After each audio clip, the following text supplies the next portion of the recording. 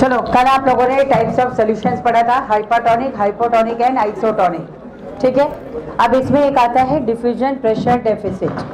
देखो, सबसे पहले अगर किसी भी सेल को हाइपोटोनिक सॉल्यूशन में रखा जाए, सेल वाटर एब्जॉर्ब करके क्या हो जाएगी, टर्जिड हो जाएगी, स्वेलअप हो जाएगी, या उसको कहते हैं टर्जिड हो जाना। ठीक है, तो अगर कोई सेल टर्जिड हो जाती है, इन दैट कंडीशन उसका जो प्रोटोप्लास्ट है वो प्रेशर एक्सर्ट करता है उसकी वॉल पे। This is called turgor pressure. इसका मतलब यह है कि अगर कोई सेल टर्जिड हो जाती है तो उसके बाद जो प्रेशर जनरेट होगा उसकी वॉल पे, this is called turgor pressure. It means turgor pressure is a result of turgidity, not the cause of turgidity. We can't say that any cell absorb water due to its turgor pressure. Turgor pressure हमेशा water absorb होने के बाद generate होगा। ठीक है, तो आपको ये बताना, अगर कोई सेल हाइपोटोनिक सोल्यूशन में रखी है, वाटर एब्जॉर्ब करके स्वेलअप हो जाएगी, उस कंडीशन में उसका प्रोटोप्लास्ट एक प्रेशर एक्सर्ट करता है, इसको कहते हैं यहाँ पर turgor pressure. Now the same pressure is applied by cell wall also. जो वॉल है उसकी वो भी इतना ही प्रेशर एक्सर्ट करेगी। मान लीजिए अगर मैं इस तरह से बोलूं कि यहाँ पर जो है एक सेल वाटर एब्जॉर्ब करके टर्जिड हो गई है, और उस कंडीशन में यहाँ पर इसका जो प्रोटोप्लास्ट होता है, प्रोटोप्लास्ट क्या होगा, सेल मेम्ब्रेन से लेकर कंप्लीट पार्ट। ठीक है ना, तो इसका जो प्रोटोप्लास्ट है ये प्रेशर एक्सर्ट करता है सेल वॉल के ऊपर। तो ये जो प्रेशर इस पर एक्सर्ट कर रहा है ना, this is called turgor pressure. ये इसका है टर्गर प्रेशर। अब सेम प्रेशर जो है वो वॉल भी इस पर अप्लाई करेगा, यानी यहाँ पे इस तरह का प्रेशर अंदर की ओर लग रहा है वॉल के through, this is called wall pressure. ये बात समझ में आई? अगर कोई सेल हाइपोटोनिक सोल्यूशन में रखी है तो ऑब्वियसली वो वाटर एब्जॉर्ब करके टर्जिड हो जाएगी और एक प्रेशर अप्लाई करेगी वॉल पे, this is called turgor pressure. Now the similar pressure is applied bye wall also on the protoplast, this is called wall pressure. और टर्गर प्रेशर की वैल्यू जो है वो हमेशा वॉल प्रेशर के बराबर होगी। अगर टर्गर प्रेशर की वैल्यू ज़्यादा हो जाए तो हाँ, सेल ब्लास्ट हो जाएगी, और अगर वॉल प्रेशर ज़्यादा हो गया तो सेल श्रिंक रहेगी, ये वाटर एब्जॉर्ब नहीं करेगी। ठीक है, तो ये तो जो है टर्गर प्रेशर वॉल प्रेशर के बराबर हो गया। अब इसमें डीपीडी क्या है? सेल वॉल श्रिंक नहीं होगी, सेल श्रिंक हो जाएगी। सेल श्रिंक ही रहेगी, उसमें वाटर कम रहेगा। भाई थोड़ा बहुत वॉल्यूम पे स्लाइड इफेक्ट पड़ता है, इंक्रीज और डिक्रीज, बट बहुत ज़्यादा नहीं पड़ेगा क्योंकि सेल वॉल रिसेट है। ठीक है, तो आपको ये बताना है कि अगर कोई सेल वाटर एब्जॉर्ब कर लेगी तो वॉल्यूम को इंक्रीज करेगी। हाँ, और अगर वो जो है श्रिंक हो जाए, मतलब अगर उसने जो है यहाँ से वाटर को एब्जॉर्ब नहीं किया और वॉल प्रेशर ज़्यादा हो जाए, उस कंडीशन में कोई भी सेल वाटर एब्जॉर्ब नहीं करेगी, वो श्रिंक रहेगी क्योंकि वॉल प्रेशर ज़्यादा है। अगर ऐसा होता है तो भाई नॉर्मली ये पॉसिबल नहीं है ना कि वॉल प्रेशर जो है वो ज़्यादा हो जाए, क्योंकि वॉल प्रेशर भी अगेंस्ट टर्गर प्रेशर लगता है, इससे ऐसा पॉसिबल नहीं है। बट अगर कंडीशन ये दे दी जाए कि वॉल प्रेशर ज़्यादा है टर्गर प्रेशर से, तो उस कंडीशन में क्या कहोगे? इसका मतलब सेल श्रिंक है, वो वाटर एब्जॉर्ब नहीं करेगी। ठीक है, अब इन्हीं पे डिपेंडेंट है यहाँ पे डीपीडी। डीपीडी का मतलब होता है डेफिशिएंसी इन डिफ्यूजन प्रेशर। इसका फुल फॉर्म है डिफ्यूजन प्रेशर डेफिसिट। अगर किसी प्योर सॉल्वेंट का डिफ्यूजन प्रेशर ज़्यादा है और इसको डिफिशिएंट करना है, कम करना है, रिड्यूस करना है, तो इसमें आपको सॉल्यूट डिजॉल्व करना पड़ेगा, तब उसका डिफ्यूजन प्रेशर क्या हो जाएगा, कम हो जाएगा। यही डिफ्यूजन प्रेशर डेफिसिट है। अगर आपने सॉल्यूट डिजॉल्व किया और सॉल्यूट डिजॉल्व करके इसका डिफ्यूजन प्रेशर कम हो जाता है तो यही डिफ्यूजन प्रेशर डेफिसिट है। अब इसका क्या प्रेशर बढ़ेगा, सक्शन प्रेशर, है ना। अगर आपने डिफ्यूजन प्रेशर सॉल्यूट डिजॉल्व करके कम कर दिया है तो इतना ही सक्शन प्रेशर इसमें जनरेट हो जाएगा।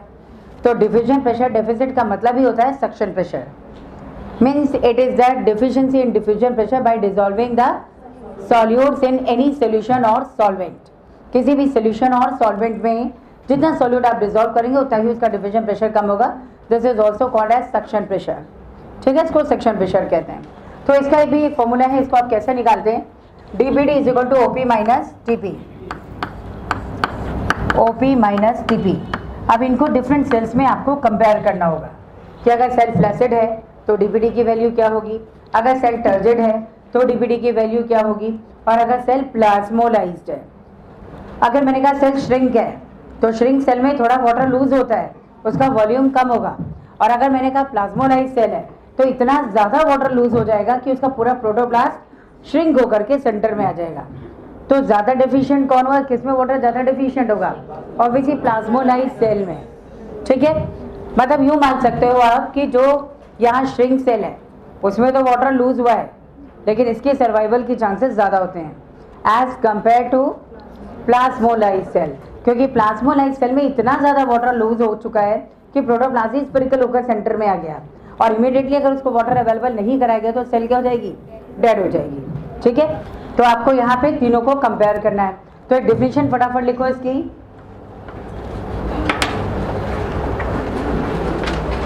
देखिए, it is deficiency in diffusion pressure, it is deficiency in diffusion pressure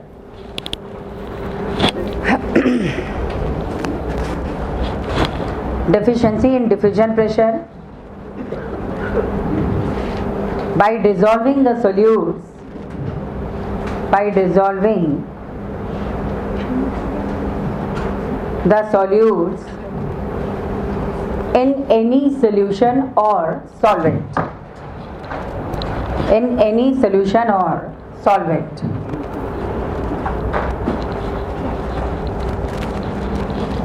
अब dPd का जो है फॉर्मूला लिखो, dPd is equal to OP minus TP, dPd is equal to OP minus TP.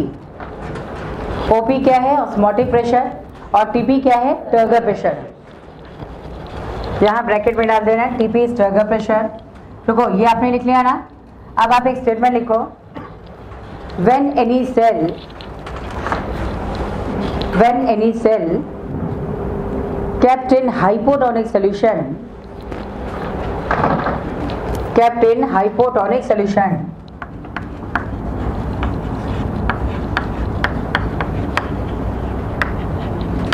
hypotonic solution, it absorbs water, it absorbs water and becomes turgid, and becomes turgid. Now its protoplast exerts a pressure. Now its protoplast exerts a pressure. Its protoplast exerts a pressure on wall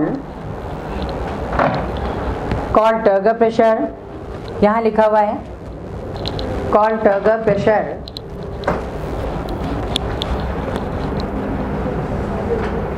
And similar pressure is applied by, and similar pressure is applied by wall also. Similar pressure is applied by wall also, called wall pressure, called wall pressure.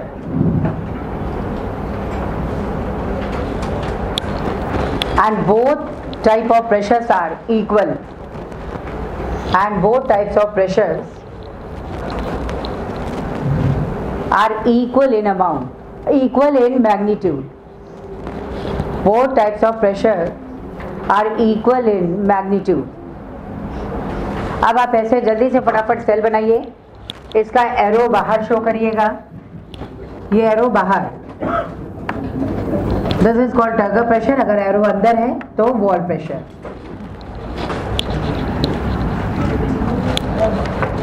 एक minute,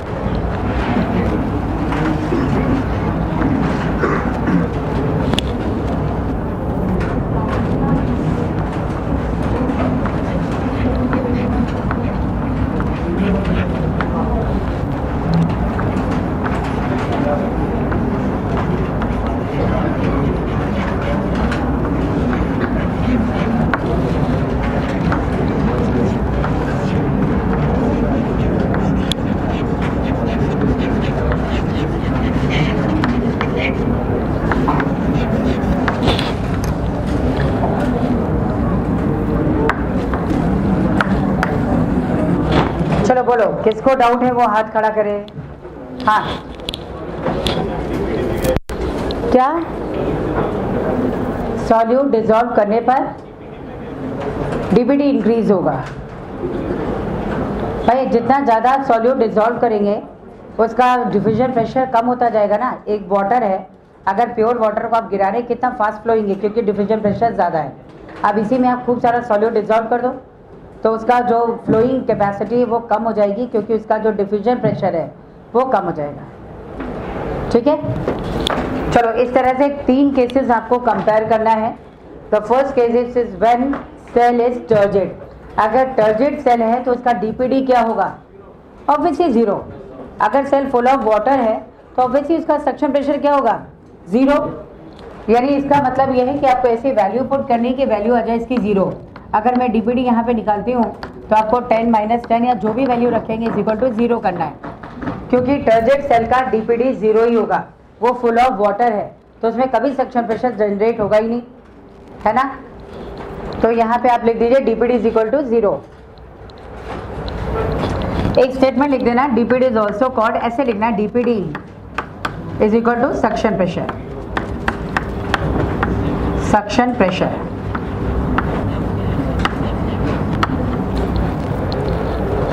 now shrink cell।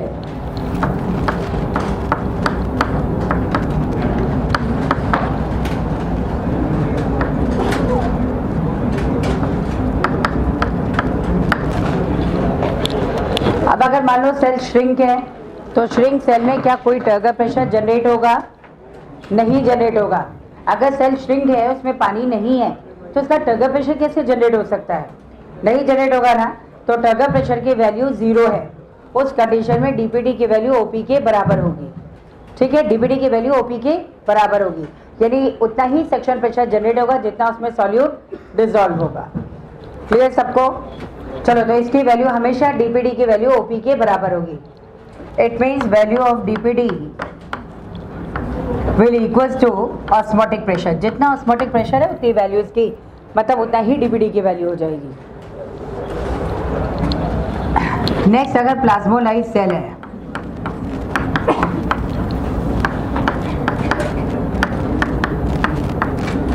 अब ऐसे सोच के देखो, अगर shrink cell में DPD की value OP के बराबर है, जो भी वैल्यू आई है, अगर मान लो सेल प्लाज्मोलाइज हो जाती है और ज़्यादा वाटर लॉस है उसमें से, तो उस कंडीशन में डीपीडी की वैल्यू और भी ज़्यादा होगी ना, नॉर्मल श्रिंक सेल से ज़्यादा होगी। पहले तो उसे वाटर इतना चाहिए कि थोड़ा नॉर्मल हो जाए, देन इतना वाटर चाहिए कि वो टर्जिड हो जाए। तो उस कंडीशन में टर्गर प्रेशर की वैल्यू यहाँ पे माइनस में आ जाएगी। जनरली हम लोग टर्गर प्रेशर क्या बोलते हैं? टर्गर प्रेशर है जो प्रोटोप्लास्ट एक्सर्ट कर रहा है वॉल पे। यूँ मान लो कि एक बच्चे ने इतना ज़्यादा खाया पिया है कि उसका खुद की बॉडी का जो प्रेशर है वो उसके जैकेट पे आ रहा है। एक बच्चा बेचारा इतना दुबला पतला कि उसका जैकेट ही उसके ऊपर प्रेशर डाले पड़ा है। तो प्रेशर तो दोनों ही कंडीशन में है, लेकिन एक पॉजिटिव है और एक नेगेटिव है। यानी फर्स्ट वाला अगर प्रेशर में कहूँ टर्जिड सेल वाला है तब तो ये पॉजिटिव है, लेकिन अगर उसका जैकेट ही उस पर प्रेशर डाला वो नेगेटिव हो गया। यानी अगर टर्जिड सेल है तब तो पॉजिटिव प्रेशर क्रिएट करेगा, और अगर वो सेल फ्लैसिड भी नहीं प्लाज्मोलाइज्ड हो, उस कंडीशन में जो रिवर्स प्रेशर पड़ रहा है उसको आप माइनस में लेंगे, क्योंकि अगर कोई टर्गर प्रेशर जनरेट नहीं होगा तो वैल्यू 0 हो गई। और नेगेटिव तो आपको लिखना पड़ेगा, क्यों? क्योंकि बहुत ज़्यादा उसमें वाटर और भी कम है। आप ये नहीं सोचोगे इस तरह के टर्गर प्रेशर है तो इसको पॉजिटिवली बाहर लगना चाहिए था। अब सेल प्लाज्मोलाइज्ड है तो ऑलरेडी बाहर से प्रेशर अंदर है, इससे आप इसको कहेंगे नेगेटिव। और तब जाकर के जब आप डीपीडी उसका देखेंगे तो उसकी वैल्यू जो है वो श्रिंक सेल से भी ज़्यादा होगी। ये बात सबको समझ में आ गई? श्रिंक सेल से ज़्यादा इसकी वैल्यू होगी। इससे आपको उस समय बताना है the value of DPD will be more in plasmolysed cell as their turgor pressure is in negative, वो नेगेटिव में चला जाता है। बात समझ में आ गई? तो जल्दी से इसको तीनों को नोट करो। हाँ, सेल मेम्ब्रेन और सेल वॉल के बीच कुछ ऐसा सब्सटेंस पाया जाता है जो अटैच करके रखता है। ऐसा नहीं होता। दोनों के बीच में एक तो देखो हाइपरटोनिक सोल्यूशन में आप डालोगे तभी वाटर लूज होगा। हाइपरटोनिक सोल्यूशन और भी ज़्यादा कंसंट्रेटेड हो जाए तो इसका प्रोटोप्लास्ट भी वाटर यहाँ से निकाल देगा। मेरी बात समझो, प्रोटोप्लास्ट वहाँ से भी निकाल देगा। अब अगर इस कंडीशन में यहाँ से वाटर बाहर निकल चुका है तो यहाँ प्रोटोप्लास्ट और सेल वॉल के बीच में हाइपरटोनिक सोल्यूशन होगा। उसको नेक्स्ट हम लोग बताते हैं, अभी आगे आप पढ़ोगे इसमें।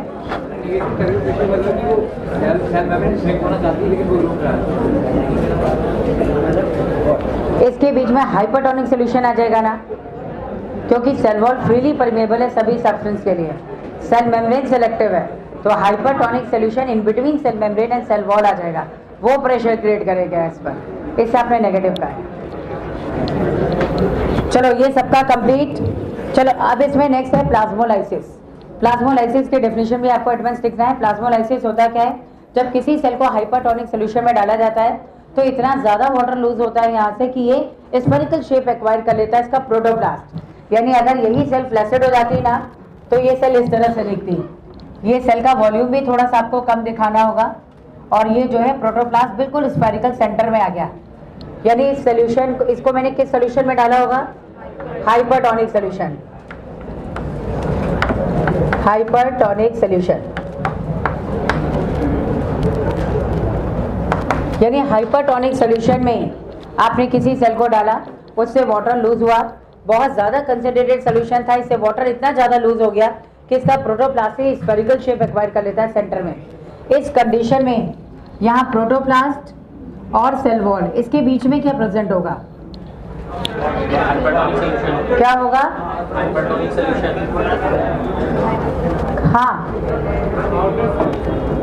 हाँ, हाइपरटोनिक सोल्यूशन होगा ना। जिस सोल्यूशन में डाला है इसमें ये यहाँ पर प्रेजेंट होगा। यानी ये भी जो है क्या हो जाएगा? Hypertonic solution. क्यों? क्योंकि सेल वॉल फ्रीली परमेबल है सभी सब्सटेंस के लिए, इससे इसमें जो है हाइपरटोनिक सोल्यूशन अंदर आ जाएगा। लेकिन सेल मेम्ब्रेन जो ये है, ये यहाँ पर सेलेक्टिव परमेबल है, इसको क्रॉस नहीं कर सकता hypertonic solution. In that condition hypertonic solution will be present in between protoplast and cell wall. ये सबको क्लियर? चलो तो यहाँ पे जो है प्लाज्मोलाइसिस क्या है? When any cell is kept in hypertonic solution it loses water first from cytoplasm then from vacuole. As a result, whole protoplast acquires spherical shape in the center. This is called plasmolysis, and this cell is called plasmolyzed cell. ठीक है? इस plasmolyse cell को अगर immediately water आपने available करा दिया तो water absorb करके ये टर्जिड हो जाएगी। This is called deplasmolysis. लेकिन अगर डीप्लाज्मोलाइसिस एटमस ना किया जाए तो यहाँ पर सेल डेड भी हो जाती है। एग्जाम्पल ले लो, कोरिएंडर लीफ हो गई, धनिया की पत्ती। अगर गर्मी के दिनों में आपने उसको मॉर्निंग में परचेज करके रखा और ऐसे ही ओपनली रख दिया, दोपहर हो गई, ज़्यादा ड्राई हो गई, आपने एटमस उसको पानी में नहीं डाला तो सेल क्या हो जाएगी? डेड। उसके बाद इवनिंग में लाकर आप उसको पानी में रख लो, कभी रिफ्रेश नहीं होगी क्योंकि सेल क्या है? डेड है। लेकिन अगर आपने थोड़ी ही देर में उसको वाटर अवेलेबल करा दिया तो वापस से ये क्या हो जाती है? रिफ्रेश। मतलब जब तक प्लाज्मोलाइज है तब तो रिफ्रेश हो सकती है, डीप्लाज्मोलाइज हो सकती है। लेकिन अगर सेल डेड हो जाए तो ये कभी भी रिफ्रेश नहीं होगी, ये डेड हो जाएगी। ये सबको क्लियर? चलो अब इसमें आपको प्लाज्मोलाइसिस के 3 डिफरेंट स्टेजेस ही पढ़ने हैं, केवल इतना ही पढ़ना है। जल्दी से नोट करो, हेडिंग डालो plasmolysis.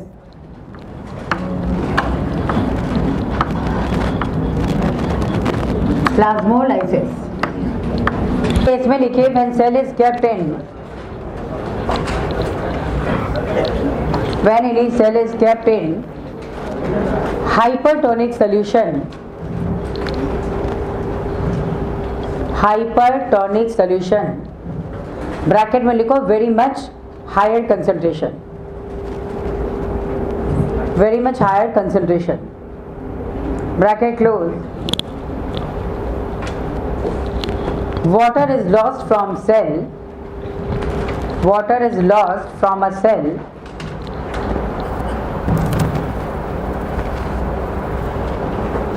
in such a way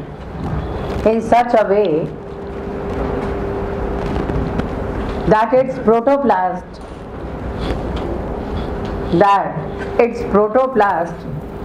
shrinks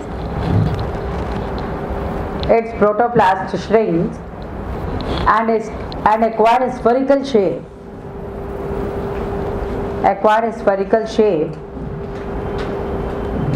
in the center.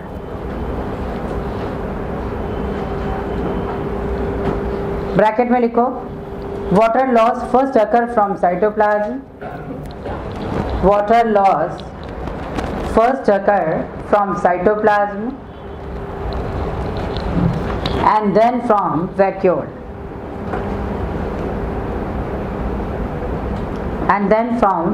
bracket close. This phenomena is called plasmolysis.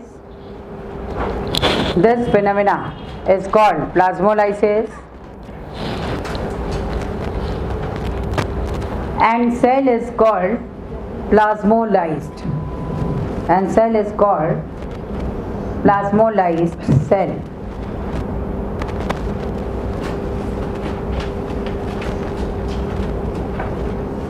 Next point लिखो, if water is provided to plasmolysed cell,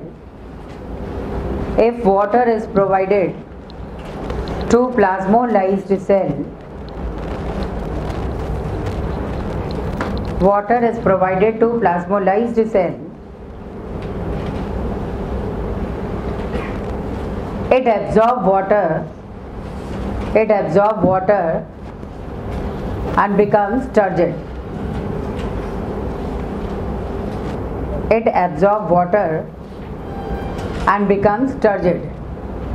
Called deplasmolysis.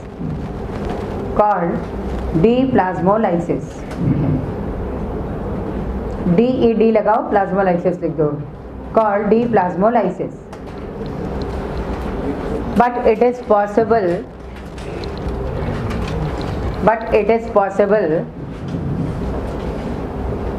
when water is available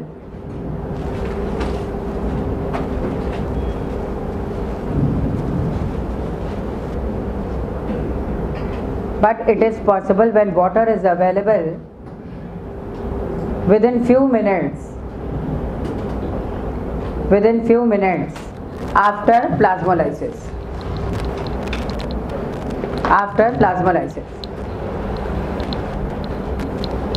चलो जल्दी से ये diagram आपने पहले बनाया है, या तो उसी में लिख लो या डायग्राम फटाफट बनाओ, और इन दोनों के बीच में आपको लिखना है hypertonic solution plus external solution भी क्या होगा, हाइपरटोनिक. जल्दी से इसको ड्रॉ कर लीजिए.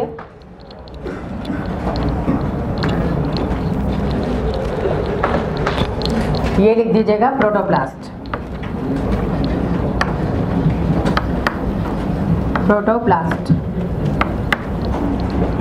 और ये इसमें हो गई सेल वॉल.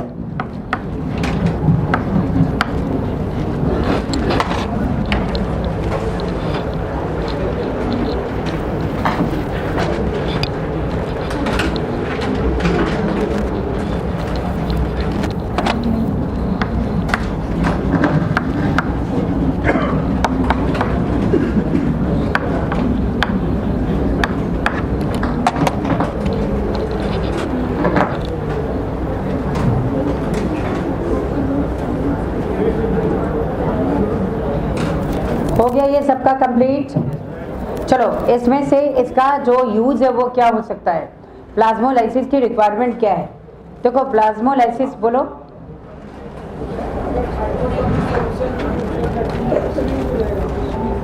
हाइपर में श्रिंक होगा, क्योंकि यहाँ पे देखो अंदर से वाटर लॉस हो रहा है ना. पहले साइटोप्लाज्म ने वाटर लूज किया तो वो थोड़ा श्रिंक हुआ, और जब उसका वैक्यूल जो एनलार्ज है जो कि हाइपर कंसंट्रेटेड है, तो उसमें से अगर वाटर लॉस हो जाए तो सारा का सारा प्रोटोप्लास्ट श्रिंक हो गया. लेकिन सेल वॉल फ्रीली परमेबल, पहले तो वाटर लूज हो रहा है, लेकिन क्योंकि सेल वॉल फ्रीली परमेबल है तो हाइपरटोनिक सॉल्यूशन वॉल के थ्रू एंटर कर जाएगा, इजीली कर जाता है क्योंकि सेल वॉल फ्रीली परमेबल है. लेकिन मेम्ब्रेन को क्रॉस नहीं कर पाता, इससे स्फेरिकल शेप एक्वायर करता है। अगर मेम्ब्रेन में भी एंटर कर जाता है तब तो उसे फ्लैसिड हो जाता, ओ क्या कहते हैं, टर्जिड हो जाना चाहिए था। ठीक है, चलो अब प्लाज्मोलाइसिस का यूज क्या है। प्लाज्मोलाइसिस का यूज है, क्या हुआ, हाँ बिल्कुल सही है। और कोई यूज, अच्छा अब सुनो मैं बता रही हूँ।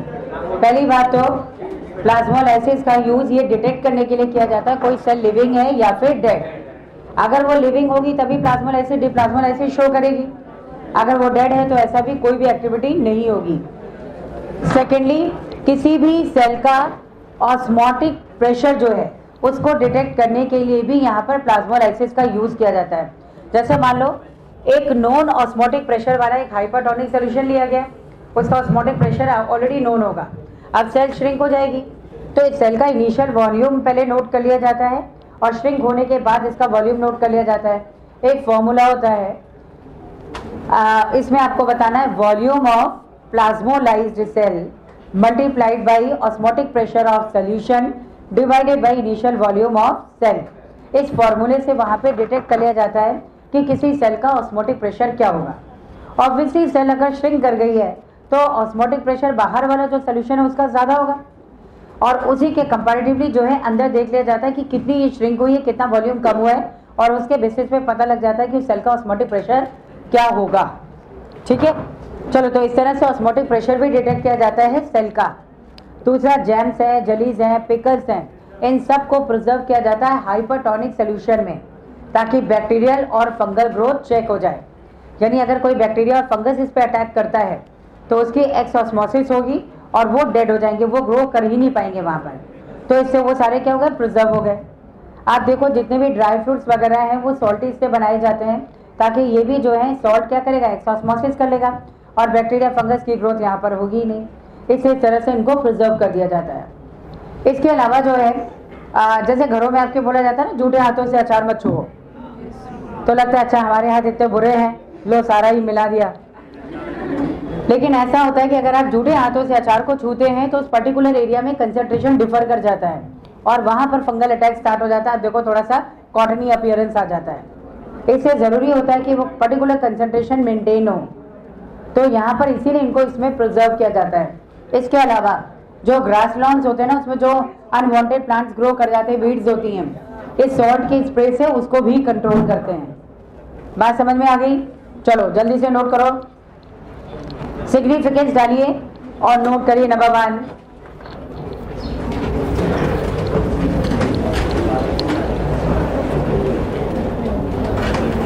any cell is living or dead. Any cell is living or dead can be detected through plasmolysis. Can be detected through plasmolysis.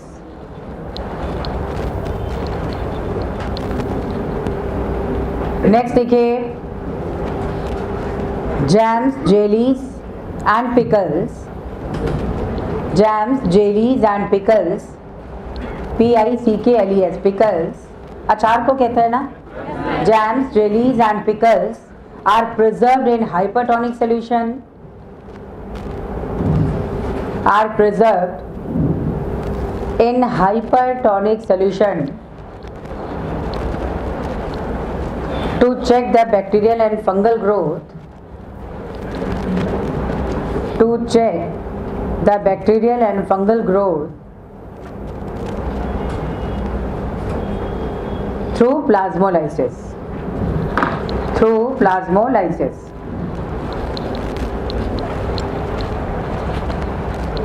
Next point, to detect the osmotic pressure. To detect the osmotic pressure of a cell. तो formula लिखने की जरूरत नहीं, बस आप इतना लिख दो, to detect the osmotic pressure of a cell. Next point, to control the weeds, to control the weeds in gardens और lawns, LAWNS, lawns, garden and lawns by spraying salt. By spraying salt.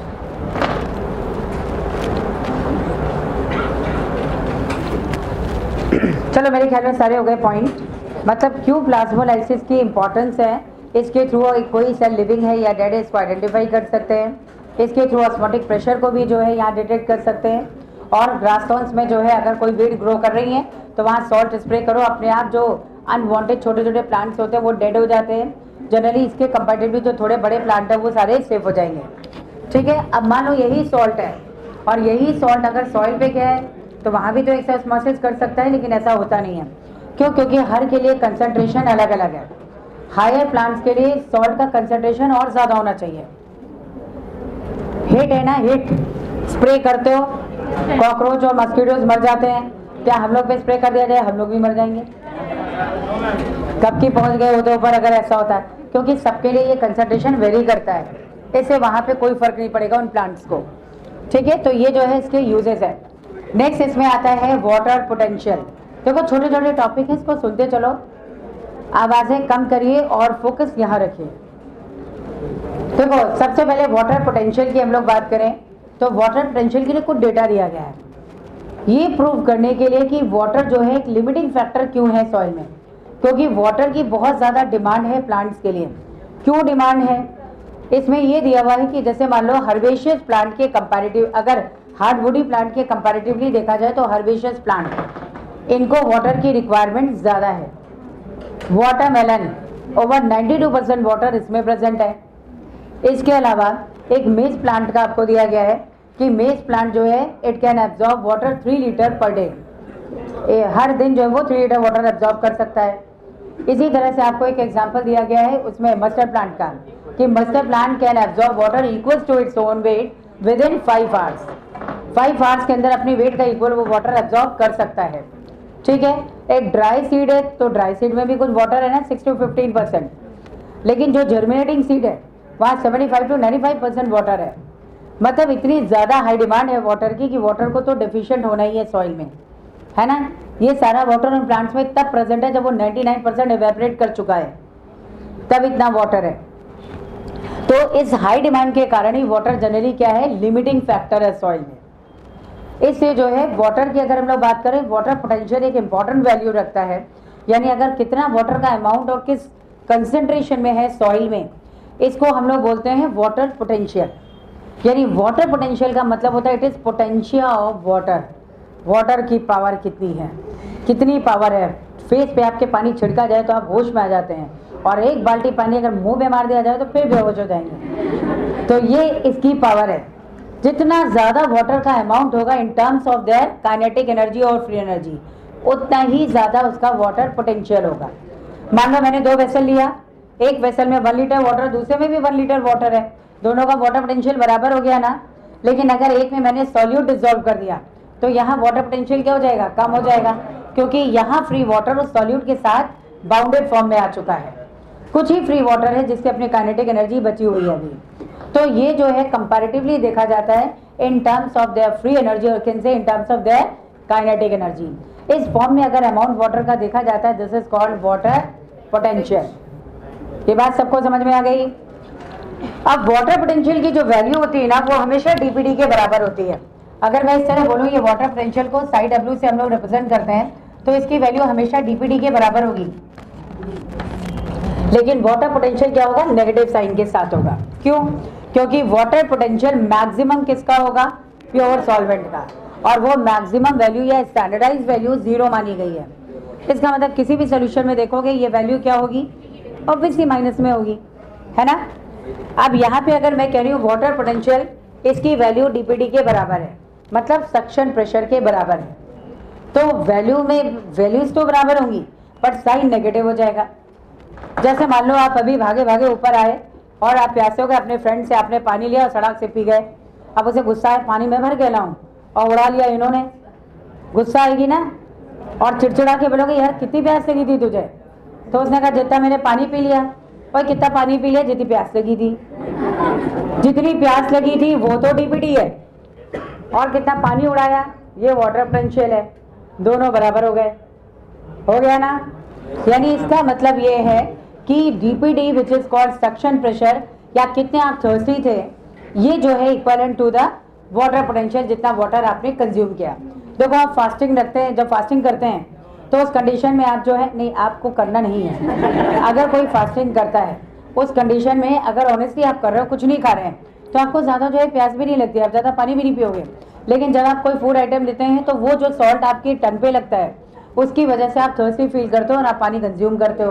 क्यों? क्योंकि वो टंग पे present जो water potential है उसको reduce कर देता है, तभी आप पानी पीते हैं।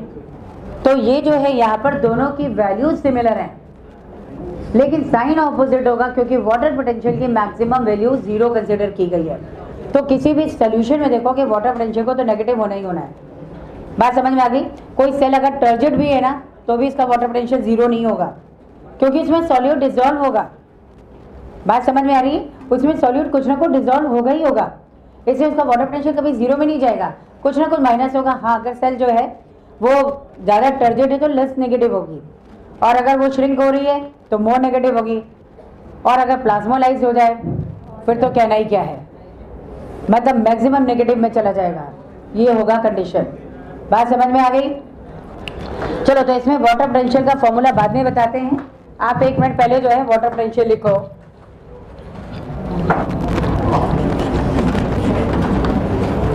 वाटर पोटेंशियल पहले थोड़ा सा नोट कर लो, फिर अपना डाउट पूछ लेना।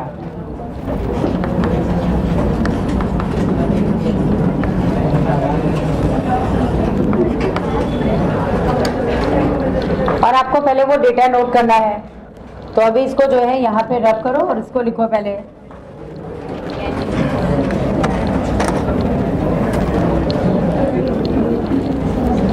फर्स्ट स्टेटमेंट लिखो, herbaceous parts of a plant, herbaceous parts of a plant contain more water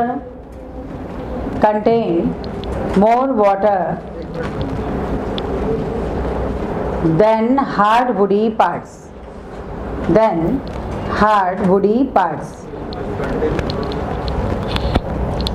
next देखिए,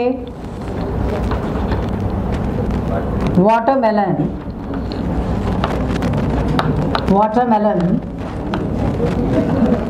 having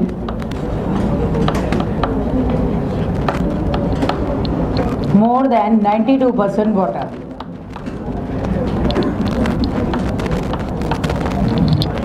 Next देखिए, dry seeds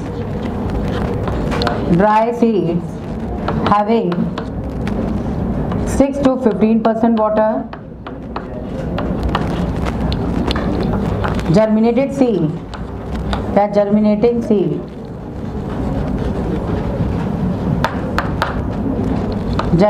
seeds having 75 to 95% water.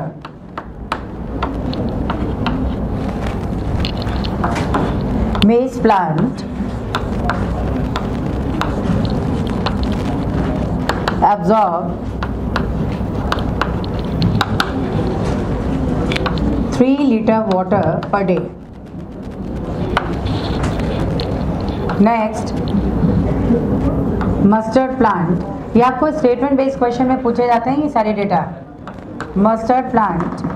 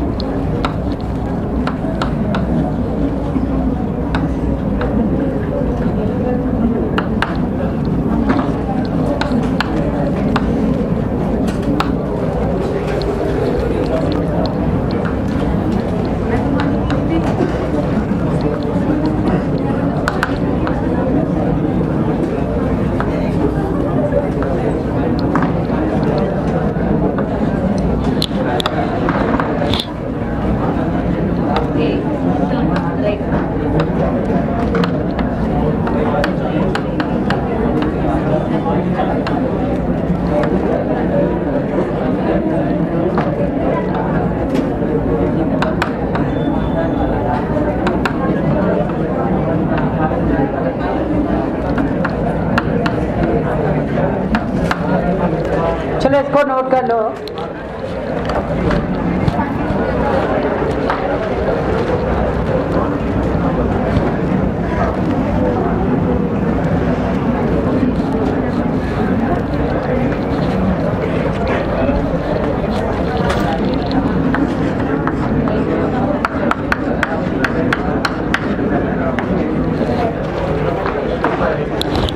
चलो लिखो, इसमें नोट करो नेक्स्ट इसकी डेफिनेशन।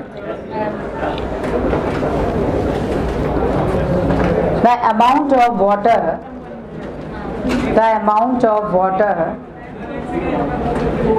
हो गया।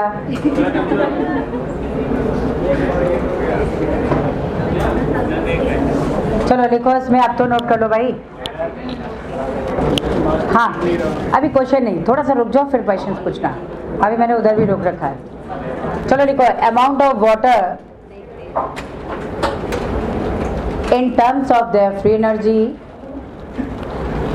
amount of water in terms of their free energy or kinetic energy,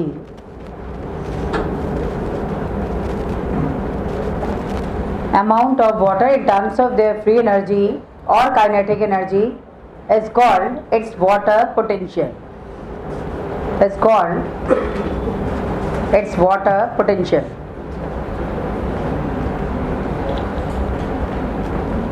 Which is maximum in pure solvent, which is maximum in pure solvent, and its value is 0.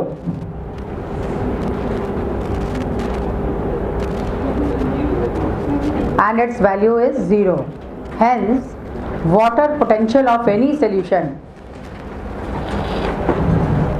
hence value of water potential in any solution will be with negative sign. Any solution will be with negative sign. ये शायद आप लोगों ने लिख लिया होगा, water potential is equal to DPD. ठीक है, नेक्स्ट यहाँ पे वाटर पोटेंशियल का फॉर्मूला है, water potential is equal to solute potential plus pressure potential and plus metric potential. metric potential की वैल्यू जनरली जो है 0 कंसीडर की गई है, 0 कंसीडर की गई है। इससे वाटर पोटेंशियल जो आपके एनसीईआरटी भी देती है वो लिखती है solute potential plus pressure potential। ये solute कंसंट्रेशन है, solute कंसंट्रेशन, और इसका साइन होगा नेगेटिव, और ये होता है इसमें टर्गर प्रेशर, इससे साइन होगा पॉजिटिव।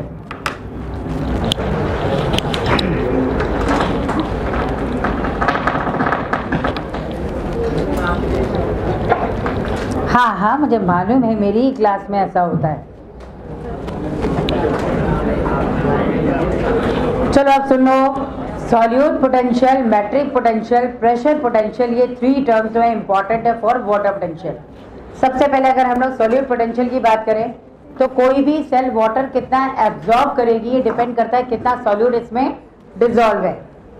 क्योंकि अगर कोई सेल उसके अंदर सेल सैप लेस कंसंट्रेटेड होगा, ऑब्वियसली वाटर कम एब्जॉर्ब करेगा, और अगर कोई सेल जो है उसमें कंसंट्रेशन जो है वो ज़्यादा हो, ऑस्मोटिक कंसंट्रेशन, तो वो उतना ही ज़्यादा वाटर एब्जॉर्ब करेगा। इसका मतलब डिपेंड करता है कि उसका सॉल्यूट का कंसंट्रेशन कितना है। तो अगर हम लोग यहाँ सॉल्यूट पोटेंशियल बोल रहे हैं, सॉल्यूट पोटेंशियल सॉल्यूट का कंसंट्रेशन है, और सॉल्यूट जितना ज़्यादा डिजॉल्व होगा उतना ज़्यादा वो वाटर पोटेंशियल को डिक्रीज करता है, इससे उसका साइन क्या होगा, नेगेटिव। मैंने कहा था ना किसी सॉल्यूशन में अगर आपने सॉल्यूट को ज़्यादा डिजॉल्व किया तो उसका डिफ्यूजन प्रेशर क्या हो जाएगा, कम हो जाएगा, वाटर पोटेंशियल कम हो जाएगा।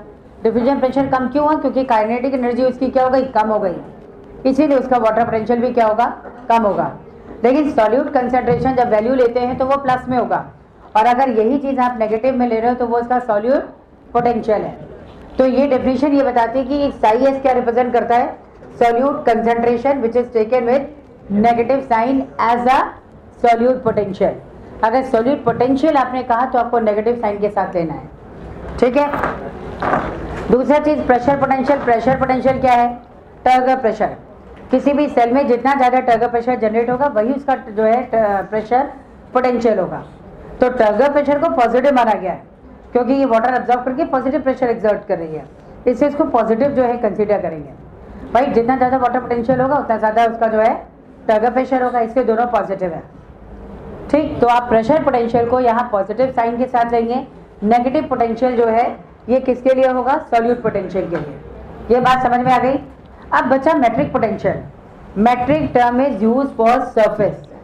अगर मैं सेल की सरफेस की बात करूं तो सेल्यूलोज एक सेल वॉल है और उसके थ्रू ये वाटर एब्जॉर्ब कर रही है, तो ये कंप्लीटली अंदर का कंसंट्रेशन इतना ज़्यादा होगा कि सरफेस पे वाटर रिटेन होता ही नहीं है, इससे इसकी वैल्यू जो है यहाँ सेल के लिए नेगेटिव ली गई है। ठीक है, तो ये जो है यहाँ पे नेग्लिजिबल मानी गई है, जीरो मानी गई है। इससे आपको यहाँ पर जो मेट्रिक पोटेंशियल है उसको कंसीडर नहीं करना। एनसीईआरटी ने भी आपको फॉर्मूला दिया हुआ है कि जो वाटर पोटेंशियल होगा it is equal to solute potential plus pressure potential. ये बात समझ में आ गई? अच्छा, अब सुनो, एक स्टेटमेंट आपको यहाँ पे दिया गया है, if pressure applied more than atmospheric pressure. जो भी प्रोसेस चला सब एटमॉस्फेरिक प्रेशर पे है ना, अगर एटमॉस्फेरिक प्रेशर से ज़्यादा प्रेशर अप्लाई कर दिया जाए then it equals to the to pump a water from one place to other.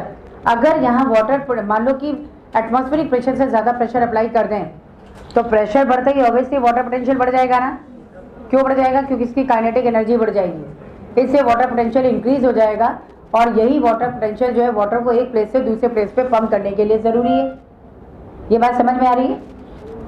तो इसका मतलब इस तरह से अगर आप समझो कि मान लो एक बलून है, कुछ जो भी एटमॉस्फेरिक प्रेशर है उसमें जो है उसमें पानी डाल दिया गया, कुछ वाटर पोटेंशियल मेंटेन था। अब बलून को जब आपने प्रेस किया तो एटमॉस्फेरिक प्रेशर से ज़्यादा का प्रेशर हो गया ना, और जहाँ से वाटर की एंट्री अगर उसको फ्री छोड़ दिया जाए तो ये वाटर को पंप करेगा इधर से उधर तक कि नहीं करेगा ना।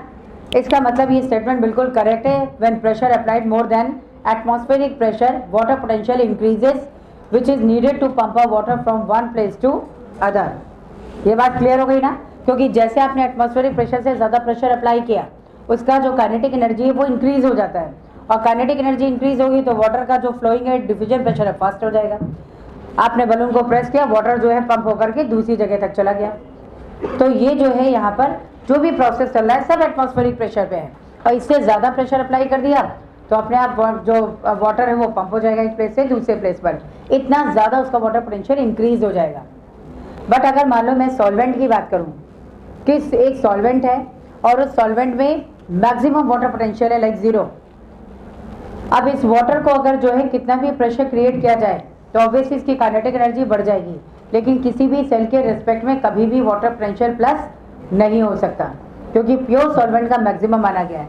वो लेस नेगेटिव हो जाएगा लेकिन कभी भी प्लस साइन के साथ नहीं होगा।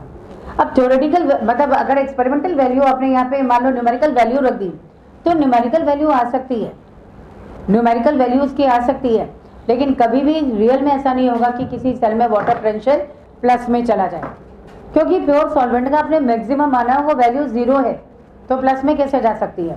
और सेल में तो क्वाइट इम्पॉसिबल है कि ज़ीरो भी हो जाए, क्योंकि सेल में सॉल्यूट कुछ ना कुछ डिजॉल्व होगा ही होगा, है ना। तो सॉल्यूट जो डिजॉल्व है इसका मतलब कभी वाटर पोटेंशियल ज़ीरो भी नहीं जाएगा। सबको क्लियर?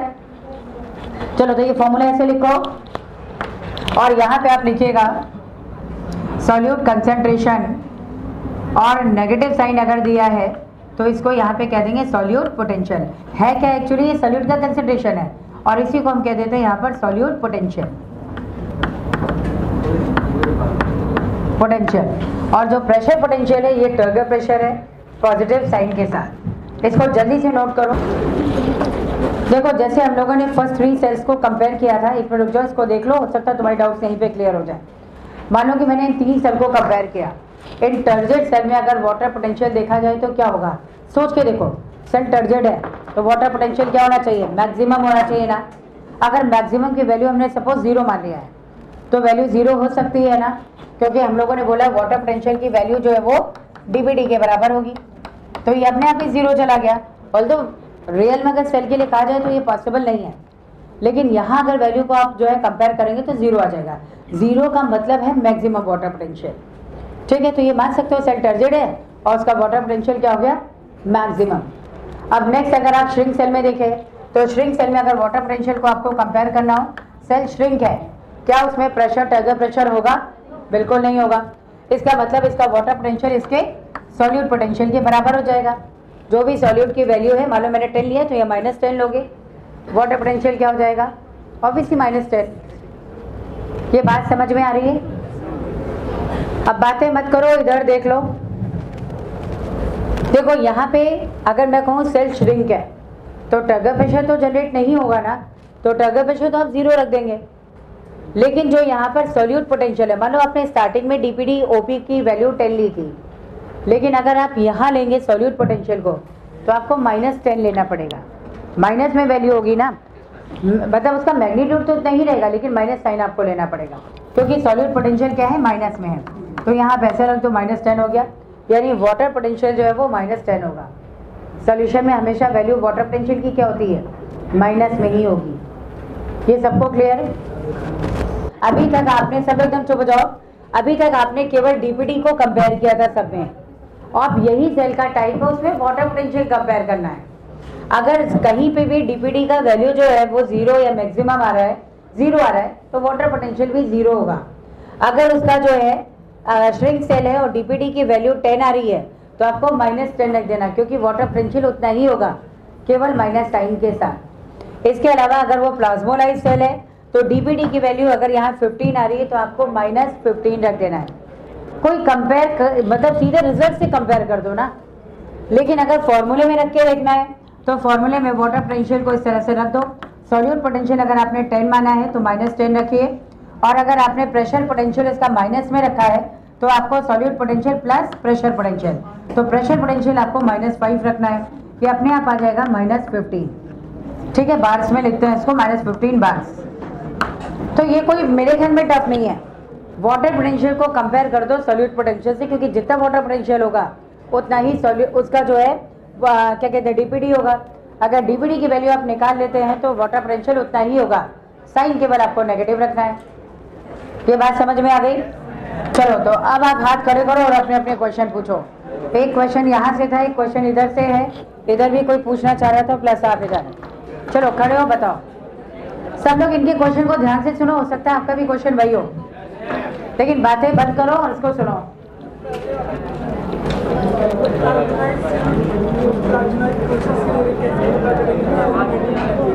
प्लाज्मोलाइज प्रोसेस के थ्रू कैसे पता करेंगे?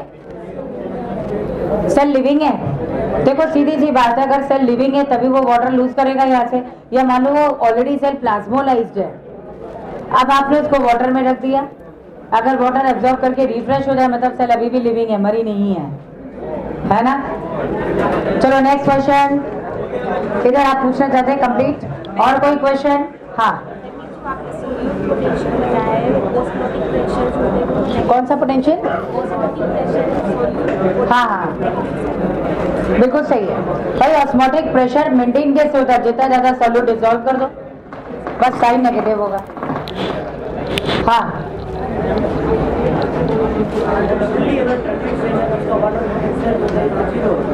मैक्सिमम होगा। आप एक 0 मान करके रखोगे क्योंकि वैल्यू आपने पुट करी है। 0 पॉसिबल नहीं है नेचुरली, लेकिन मैक्सिमम शो करने के लिए यहाँ पे वैल्यू को कंपेयर करके 0 आ जाता है। बिल्कुल बिल्कुल नहीं माना जाता। तो अगर फुली टर्जिड सेल है तब भी उसकी वैल्यू कभी 0 नहीं होगी, लेकिन आपको ये मान के चलना है कि ये मैक्सिमम को शो कर रहा है। लेकिन अगर हम कहते हैं कि अगर होगा नहीं, मैं यही कह रही हूँ, होगा नहीं, बार बार कह रही हूँ। क्यों? क्योंकि सॉल्यूट तो इसमें रहेगा ही रहेगा। सॉल्यूट कहाँ जाएगा सेल के अंदर से?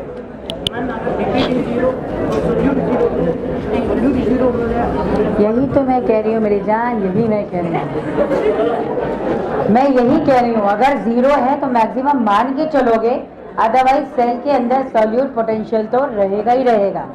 इसे कभी भी वाटर पोटेंशियल की वैल्यू 0 हो ही नहीं सकती। बस आपको ये मान के चलना है कि मैक्सिमम शो कर रहा है। हाँ जी, साई डब्ल्यू क्या? हाँ हाँ हाँ, तो वैल्यू आप कहोगे प्लस तक चली जाए। न्यूमेरिकली ऐसा पॉसिबल है, बट रियल में ऐसा पॉसिबल नहीं है अगर आप सेल के रिस्पेक्ट में कह रहे हैं। और नहीं तो आप बाहर से एक्सटर्नल प्रेशर अप्लाई कर दो, आपको वाटर पोटेंशियल प्लस में चला जाएगा। अगर आपने किसी कंटेनर में वाटर रखा है ना और वहां प्रेशर अप्लाई कर रहे हैं, डेफिनेटली इसका वाटर पोटेंशियल ज्यादा हो जाएगा, लेकिन सेल के रिस्पेक्ट में ये पॉसिबल नहीं होगा। बिल्कुल बिल्कुल, अगर मैं यहाँ वैल्यूज ऐसा रख दूँ ना तो अपने आप ही ये ज्यादा हो जाएगा। मैंने यहाँ -10 रखा, लेकिन उसके बाद प्रेशर है। अब ऐसे सोचो, अगर किसी कंटेनर में सोल्यूशन है तो इसका प्रेशर क्या लोगे? 1 एटमॉस्फेयर, और CRT से आप इसको मेजर कर लेंगे। ठीक, तो वहां पर इस तरीके से होगा। चलो, मेरे ख्याल में ये कंप्लीट है, सबको समझ में आ चुका है। आपसे पूछा जाएगा कि जो प्लाज्मोलाइज्ड सेल है उसका वाटर पोटेंशियल उसके नॉर्मल जो क्या कहते हैं फ्लैसिड सेल है या श्रिंक सेल है उससे कितना ज्यादा होगा या क्यों ज्यादा होगा। तो आपको रीजन देना होगा, क्योंकि टर्गर प्रेशर यहाँ नेगेटिव में है। बात समझ में आ रही? यही थ्योरेटिकल क्वेश्चंस आपको मिलेंगे और सारे क्वेश्चन ऐसे ही करना है। अभी एक ने पूछा था क्वेश्चन कि अगर ज्यादा प्रेशर अप्लाई कर दे वाटर पोटेंशियल ज्यादा हो जाएगा, तो मैंने यही चीज समझाई थी। कंटेनर में अगर वो है पूरा प्रेजेंट, तो उस कंडीशन में प्रेशर आपको 1 एटमॉस्फेयर कहना है, CRT से वैल्यू निकालना है। ये क्वेश्चन भी दिया हुआ है। और अब ये वाटर पोटेंशियल हो गया। एक और छोटा सा टॉपिक है इसमें, इम्बाइबेशन। इम्बाइबेशन क्या होता है? अगर कोई भी सेल वाटर एब्जॉर्ब कर रही है तो सॉलिड सरफेस के थ्रू जो एडजॉर्प्शन होगा उसे कहते हैं यहाँ पर इम्बाइबेशन। लेकिन NCERT लिखती है it is absorption of water bye a solid surface. Absorption क्यों लिखती है? क्योंकि सरफेस यहाँ पे रिटेन नहीं करता, सीधे वाटर अंदर आ गया और उसने सोल्यूशन बना दिया। ठीक है, इससे आपको यहाँ पे लिखना है it is absorption of water और absorption of water by solid surface. अगर कोई सेल वाटर एब्जॉर्ब करे, फर्स्ट फिनोमेना ही क्या है? इम्बिबिशन है। ठीक है, कोई भी सेल अगर वाटर एब्जॉर्ब करे, फर्स्ट फिनोमेना ही जो है वो इसमें क्या होगा? इम्बिबिशन। मान लो कि अगर मैंने कहा कोई वुडन लॉग है, इस वुडन लॉग को वाटर में रख दिया जाए और वाटर में रखने के बाद अगर ये वाटर एब्जॉर्ब कर रही है तो वाटर जो है वो इम्बाइबेट होगा और वुडन लॉग जो है वो इम्बाइबेंट होगा। ठीक है, और ये वाटर को एब्जॉर्ब कर रहा है। इससे फर्क क्या पड़ेगा? इससे जो सेल है, जो वुडन लॉग है, इसका वॉल्यूम इंक्रीज होगा। एक प्रेशर जनरेट होता है विच इज कॉल्ड हीट। हाँ, एक प्रेशर भी जनरेट होगा विच इज कॉल्ड इम्बाइबेशन प्रेशर। इससे कुछ हीट भी जनरेट होती है विच is called heat of hydration और हीट ऑफ वेटिंग। इसका एक एग्जांपल है कि आटा गूंथते समय जब आप पानी को जो है जबरदस्ती प्रेस करते हैं आटे के अंदर, तो उसकी काइनेटिक एनर्जी कुछ हीट के फॉर्म में लूज हो जाती है और उसका जो एविडेंस है वो आपके पाम की हीटिंग हो जाती है। आटा गूंथते समय पाम की हीटिंग इसीलिए होती है क्योंकि उसकी कुछ काइनेटिक एनर्जी जो हीट के फॉर्म में लूज होती है। ठीक है, तो ये जो है कहलाती है हीट ऑफ हाइड्रेशन और हीट ऑफ वेटिंग। इसके अलावा जो है आपको इम्बिबिशन प्रेशर बताना है। इम्बिबिशन प्रेशर का मैग्नीट्यूड इतना ज्यादा होगा कि ये रॉक्स को भी ब्रेक कर सकता है। आजकल रॉक्स को डायनामाइट से उड़ाया जाता है, पहले ऐसा नहीं होता था। जो भी क्रैक्स थे उसमें वुडन लॉग डाल करके वो उसको वाटर सोक्ड होने के लिए छोड़ देते थे। जैसे जैसे वो स्वेलअप होती थी, इम्बिबिशन प्रेशर जनरेट करती थी और उससे पूरी रॉक जो है वो क्रैक हो जाती थी। ठीक है, तो ये इम्बिबिशन प्रेशर का मैग्नीट्यूड है, बहुत ज्यादा होता है। आप ऐसे सोचो ना, कंक्रीट की एकदम मजबूत रोड बनी है, उसके बीच में से भी एक छोटी सी घास निकल आती है, क्योंकि सीड भी जो है वाटर इम्बाइब करता है और इम्बिबिशन प्रेशर जनरेट करता है, जिसके कारण वो भी ब्रेक हो गया। वो छोड़ो, सीमेंट की दीवार के बीच में भी देखो पेड़ निकल आते हैं, क्योंकि वहां भी जो सीड्स होते हैं ना, वो भी वाटर इम्बाइब करके इतना ज्यादा इम्बाइबेशन प्रेशर डेवलप करेंगे कि वो भी ब्रेक हुआ और प्लांट वहां से निकल आया। तो इसका मैग्नीट्यूड जो होता है ना वो बहुत ज्यादा है। इसके अलावा कुछ कंपैरिजन है कि किसका मैग्नीट्यूड कितना होगा या कितना इम्बिबिशन प्रेशर होगा, एक सीक्वेंस आपको लिखना है। ठीक है, तो फटाफट जल्दी से इसमें हेडिंग डालो।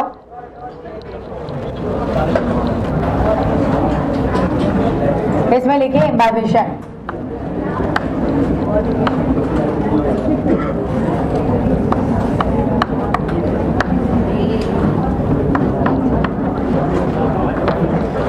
देखो, कोई प्लांट में रूट वाटर एब्जॉर्ब कर रही है तभी फर्स्ट प्रोसेस इम्बाइबिशन होगा, सेल टू सेल वाटर का एब्जॉर्प्शन है तभी इम्बाइबिशन होगा, सीड जर्मिनेशन हो रहा है तभी इम्बाइबिशन होगा, और रेनी सीजन में वुडन डोर्स की स्वेलिंग ये भी इम्बाइबिशन प्रेशर है।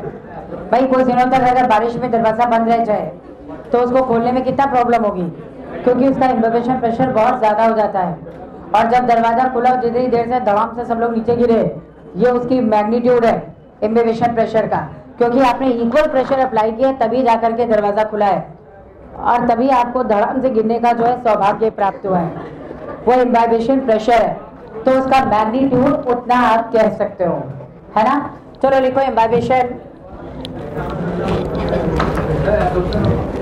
इसको करेक्ट टर्म जो है वो तो एड्जॉर्प्शन है, जो करेक्ट टर्म है वो एड्जॉर्प्शन होना चाहिए, लेकिन प्लांट के रिस्पेक्ट में इसको एब्जॉर्प्शन कहना है।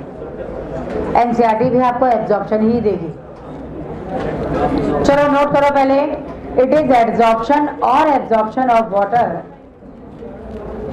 इट इज एड्जॉर्प्शन और एब्जॉर्प्शन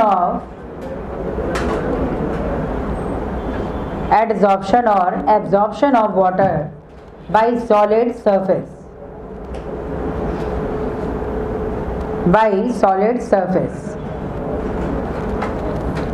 नेक्स्ट देखो ड्यूरिंग, ऐसे कॉमा लगा के लिखना, ड्यूरिंग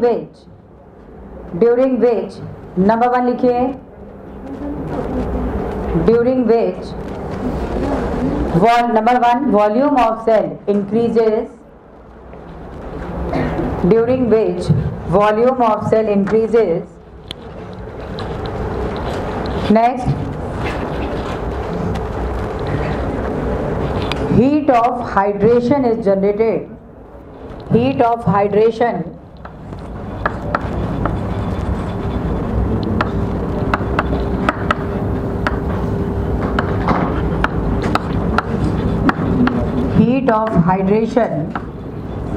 या इसको हीट ऑफ वेटिंग भी कहते हैं। हीट ऑफ हाइड्रेशन और wetting is generated,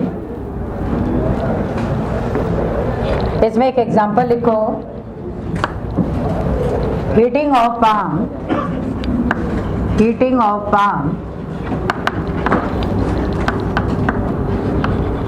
during kneading of flour, during kneading of floor.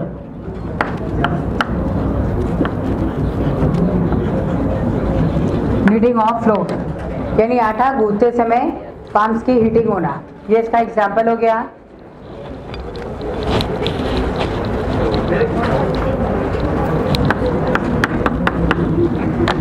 Next देखो, imbibition pressure is generated, imbibition pressure is generated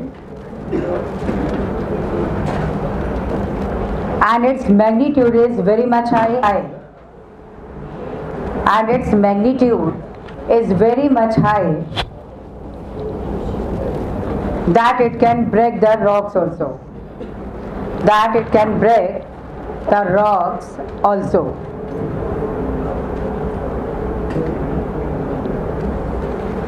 Next point, एक कंपैरिजन आपको लिखना है किसका इम्बिबिशन प्रेशर कितना होगा। सबसे पहले अगर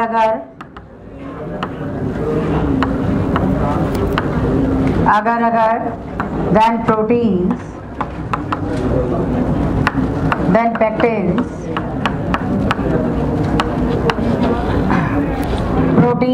पेक्टिन्स, देन सेल्यूलोज, नहीं रुक जाओ भाई, सही है, सेल्यूलोज देन स्टार्च होगा।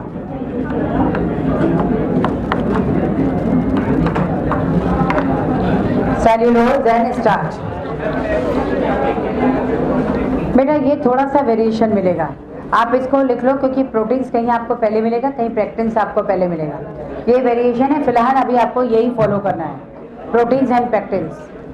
अदरवाइज अगर कहीं पेक्टिन्स भी दिया हुआ है, भाई देखो ये थ्योरेटिकल डेटा है और ये आपको याद रखना, जो गिवन है वही आपको याद रखना। ऑल्दो अभी तक इस पर कोई नहीं क्वेश्चन आया, लेकिन अगर इम्पॉर्टेंट है, अगर को आपको याद रखना है। चलो इसको नोट करो और सिग्निफिकेंस लिखो। इसमें सिग्निफिकेंस नोट करिए, पहले नोट करो सिग्निफिकेंस। सिग्निफिकेंस में फर्स्ट लिखिए, during water absorption by the cells or root, during water absorption by the cells or root, first phenomena is imbibition. First phenomena is imbibition. Second लिखिए during seed germination. During seed germination,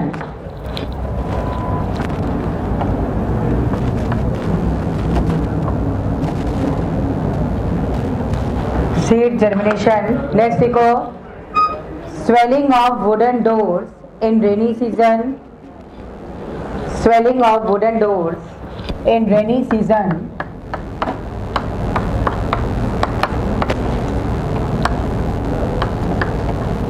Swelling of wooden doors in rainy season, etc. इसमें इस तरह का structure बनाइएगा। ये यहाँ पर इम्बाइबेट है, इम्बाइबेट, और ये कहलाता है इम्बाइबेंट।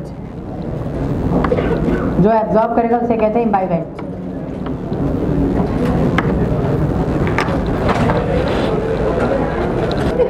चलो अच्छा, अब ये बताओ क्या हुआ।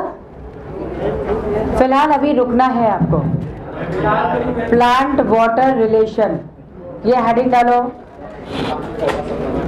ये इतने छोटे छोटे टॉपिक्स हैं कि इसमें आपको बहुत ज़्यादा जो है रेस्ट लेने की ज़रूरत नहीं है। एक ही लाइन के क्वेश्चंस केवल इसमें बनते हैं। हाँ बोलो क्या, किसका रूट, रूट हेयर का वाटर पोटेंशियल कितना क्या होगा। आपने उसका जो है ऑस्मोटिक प्रेशर पढ़ा है ना, रूट का ऑस्मोटिक प्रेशर सबसे कम है, तो किसी के रेस्पेक्ट में बोलोगे ना, किससे कंपेयर कर रहे हो आप। वैसे जनरली -2 to -4 दिया रहता है, लेकिन आपको जो है वो फिक्स नहीं है, ये प्लांट टू प्लांट वेरी करता है ना, तो अभी आपको नहीं बोलना है। हाँ, -2 to 4 या -1 to -4 भी होता है।